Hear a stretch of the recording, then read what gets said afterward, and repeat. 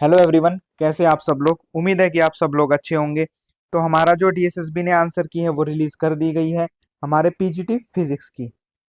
अ, हमारा जो PGT physics का एग्जाम कंडक्ट किया गया था 30 तारीख को, उसकी आंसर की डीएसएसबी ने रिलीज कर दी है 806/23 हमारा जो पोस्ट कोड था उसकी।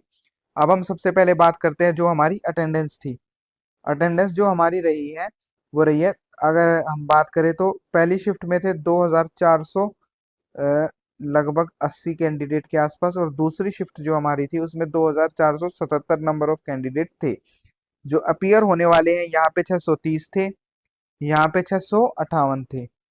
यानी कि अगर हम बात करें लगभग 4900 कैंडिडेट के आसपास, हमारे 4950 4955 के आसपास, 9 8 7 9 7 16 इतने कैंडिडेट हमारे अपीयर हुए थे, और हमारे कैंडिडेट ने फॉर्म भरा था। अब जो अपीयर हुए हैं वो हुए हैं हमारे 1288। यानी कि अगर हम परसेंटेज देखें तो लगभग 25.5 के आसपास, यानी 25% के आसपास ही हमारी जो अटेंडेंस रही है। तो अब बात करते हैं हमारी जो कट ऑफ है वो क्या जाएगी। कट ऑफ किन फैक्टर पे डिपेंड करती है।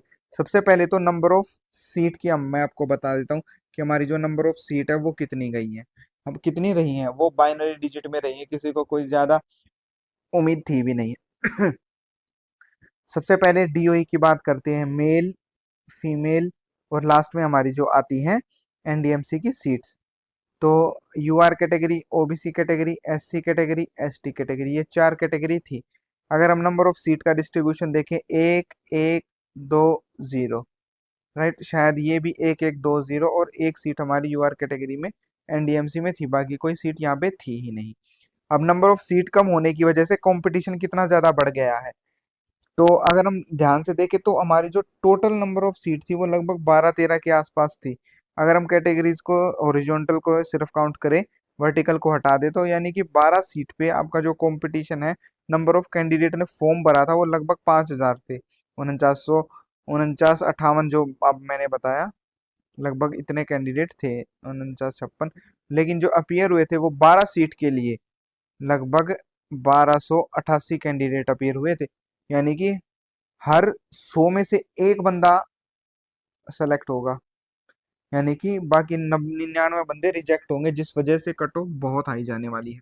तो हमारी कट ऑफ जाने क्या वाली है फिजिक्स की, उसका हम अंदाजा लगा रहे हैं। क्योंकि जो हमारा टेलीग्राम वाला ग्रुप है फिजिक्स पे, जिसपे लगभग 800 के आसपास बंदे हैं, जो लगभग 90% कैंडिडेट्स ने अपना एग्जाम भी दिया था, उन्होंने हमें आंसर की आने के बाद हमें बताया कि उनका एवरेज स्कोर कार्ड क्या रहा है। क्योंकि डीएसएसबी की आंसर की जो होती है वो इस तरीके से होती है कि एग्जैक्टली स्कोर कार्ड आप नहीं पता कर सकते। लगभग जो आप स्कोर बताते हैं वो 10% की रेंज में रहता है। क्योंकि कुछ क्वेश्चन के आंसर आपको याद होते हैं, कुछ आंसर आपको याद नहीं होते हैं, कुछ आंसर डीएसएसबी गलत देता है। तो यानी 10% की रेंज में रहते हैं। और नॉर्मलाइजेशन वाला फैक्टर भी इफेक्ट में आता है। तो 10% की जो है वो बिल्कुल रहने वाली है। तो अब बात करते हैं हमारी जो एग्जैक्ट कट ऑफ है वो क्या रहने वाली है। कट ऑफ की बात करते हैं, डीओई में बात करते हैं, मेल कैंडिडेट, फीमेल, और NDMC, UR category, OBC, SC और एसटी।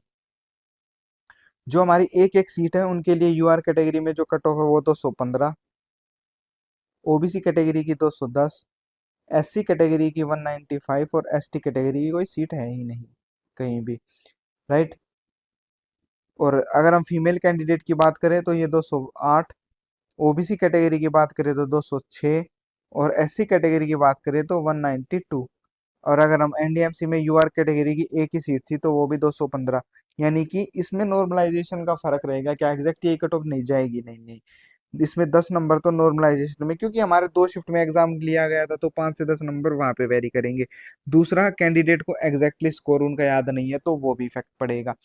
तीसरा जो है, डीएसएसबी ने अपने कुछ आंसर गलत दे रखे हैं, आंसर की में एग्जैक्ट आंसर ना होने की वजह से 10% की रेंज में आपका स्कोर कार्ड वेरी करेगा।